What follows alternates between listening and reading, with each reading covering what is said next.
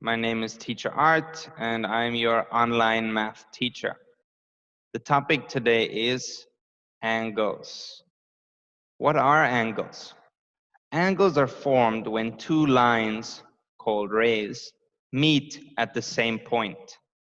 This point is called a vertex.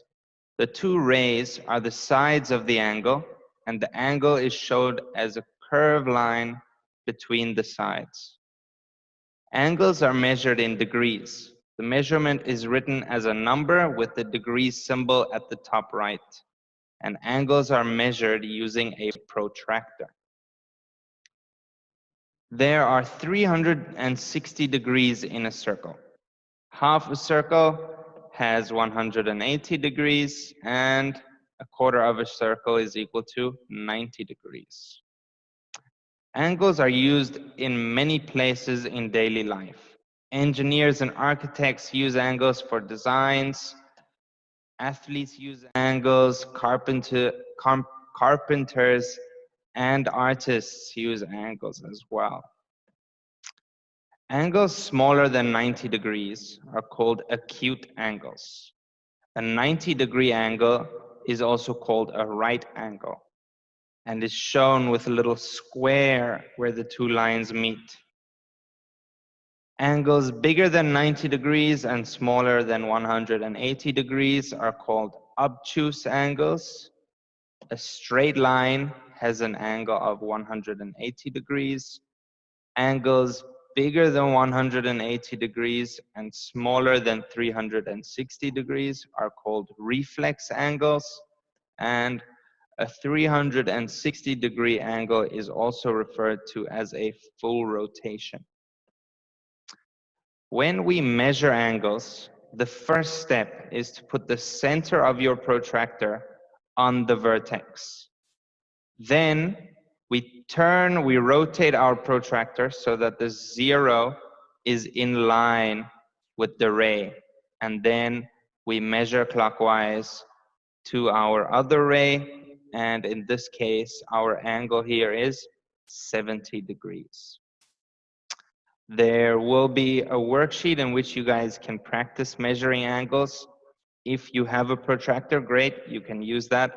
Otherwise, I will also attach a printable version of a protractor that you guys can print and cut out and use that to measure angles. Okay, let's move on. Complementary angles are angles that add up to 90 degrees. For example, if we have angle A and angle B, and together they add up to a 90-degree angle, they are called complementary angles.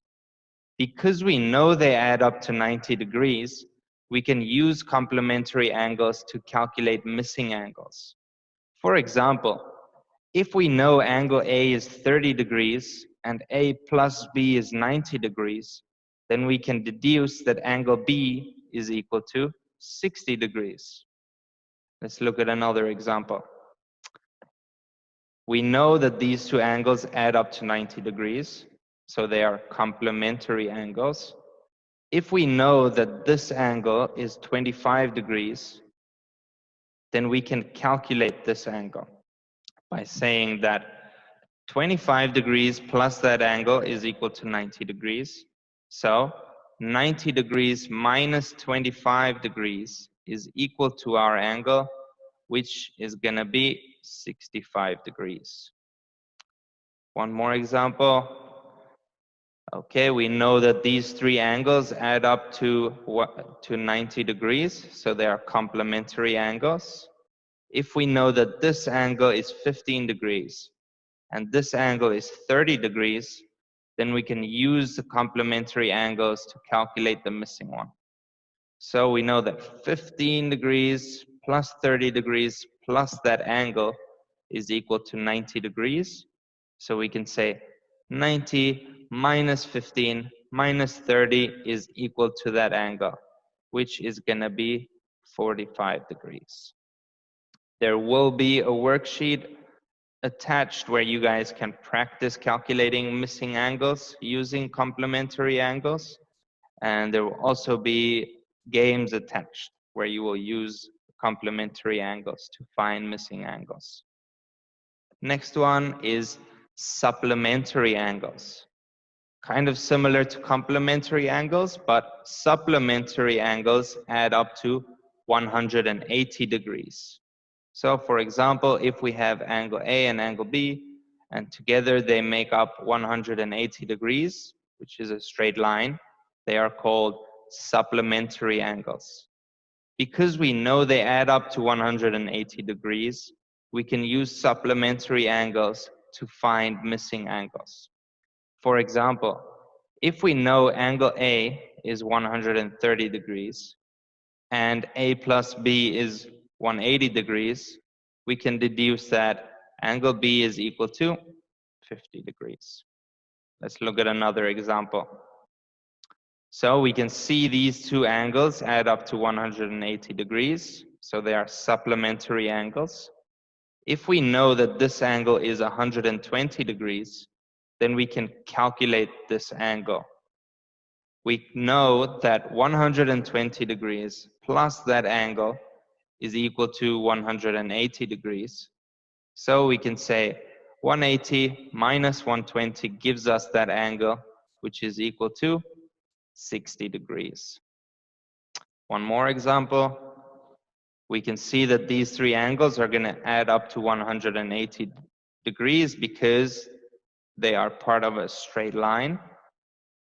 So they will be equal to 180 degrees. If this angle is 70 degrees and this angle is 60 degrees, then what is this angle? We know that 70 plus 60 plus that angle equals 180.